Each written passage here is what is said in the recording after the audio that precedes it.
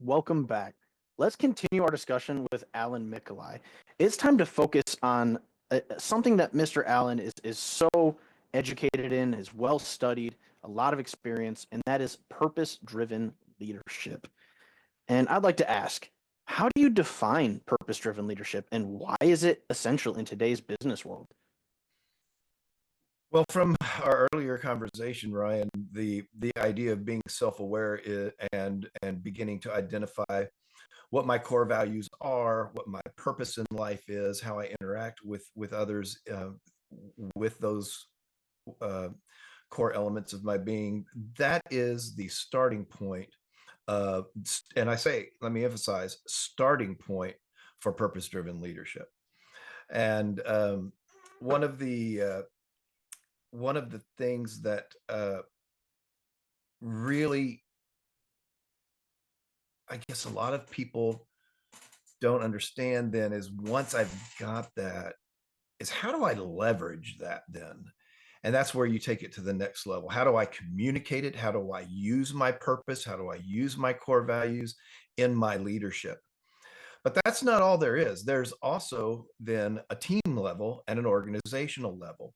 And so to fully master purpose, meaning, and purpose, both for yourself and others, that's what purpose-driven leadership is. It's that tapping into and leveraging my own personal meaning and purpose, my constituents and stakeholders and direct reports, meaning and purpose, and organizational, and maybe even sometimes beyond the organization. And so, in a nutshell, that would be the condensed definition for the way I see purpose-driven leadership. I think you packaged that really well, actually. It's funny because my first true introduction to your understanding of purpose driven leadership was while I was writing my chapter for the change. And your influence definitely poured out on the page for me. And it helped me strengthen my three principles of success. And number one, the most important one, in my opinion, is purpose. Yeah, Purpose for me is your reason why. Why do you get out of bed? Why do you do what you do? What's the point of you doing anything at all? You've got to have that purpose, that why. And like you said, you've got to understand it for yourself before it can even bleed over into anyone else or to even be utilized for others. And I think that's another part of this topic I really want to dive into. And that's how can purpose driven leadership improve team performance and morale? What yeah, impact does that leader have with that purpose driven leadership? and that's such a great question, and it ties back also to our earlier conversation on self-awareness. So, um, if you remember, I mentioned there was a second study, and I'll try to keep that brief so that we don't dwell too much on self-awareness, but it ties very directly to what your question is. And so, uh, uh, study out of Australia a couple of years after Tasha's study came out, and very similarly, they also discovered two types of self-awareness, but they were looking at it through the rubric of authentic leadership, because authentic leadership is a big buzzword in leadership development and practice right now. But they were also looking at what the academics call leader endorsement. And so leader endorsement to us would be, do people want to follow me? Do people want to work for me? Do the people who are on my team now want to stay, or are they trying, are they thinking about bugging out the door? And so they were trying, and so they found that, very similar to the original study, that personal self-awareness was one, and that was almost mapped exactly to what Tasha's study was. But then they had a second type called collective self-awareness, and it was quite a bit different from what Tasha and her colleagues found. And that was that the leader has an awareness of their organization's values and mission, their strategy, and at a team level, and sort of a history of who we are, our culture, and how do I fit into that as the leader. And so that ties in exactly to your question then about how do I leverage purpose-driven leadership and inspire those that are on my team and around me.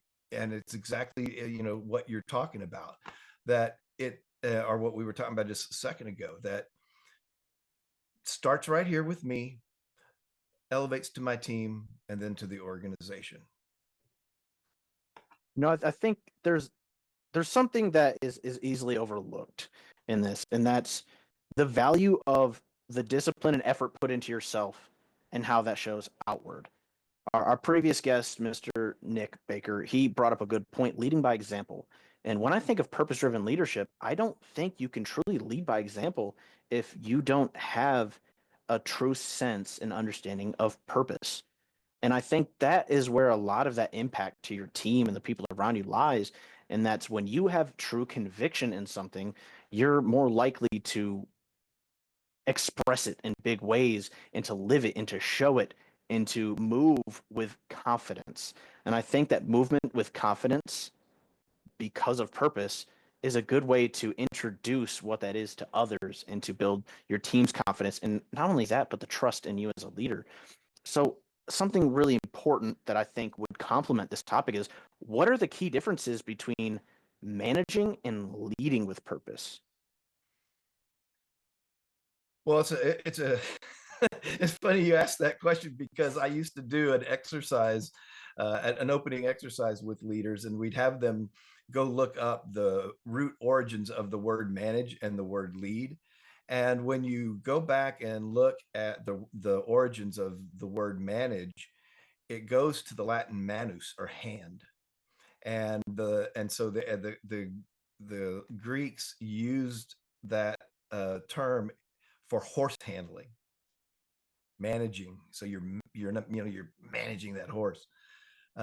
Where lead, and that's where my company gets its name, as the root origin is an Old English word called laden, which is to be a journey guide or to be on a journey with someone.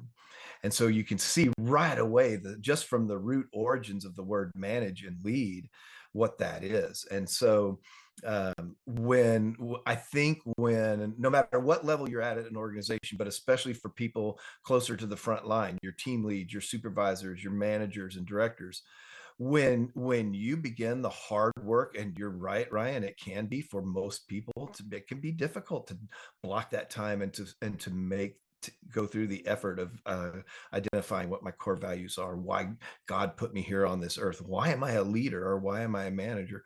But when they do that, they begin to elevate themselves beyond just being a manager.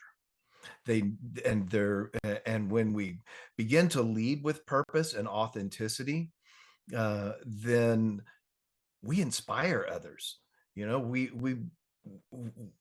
boost engagement, we boost productivity, we boost our own engagement, and that even further elevates other people's engagement. So you get in this positive feedback loop with your team.